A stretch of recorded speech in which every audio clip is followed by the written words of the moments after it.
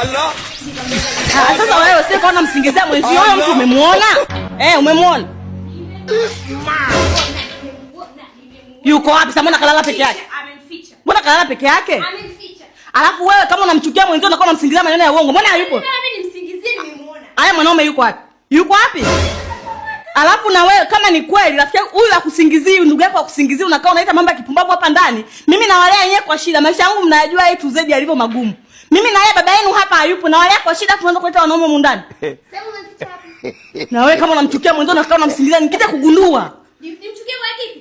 Wewe amemficha wapi? Yuko wapi sasa? Yuko wapi? Umeangalia kote huku yuko wapi? Umesema jamani yuko wapi au hujaangalia vizuri? Jamani. Kwao.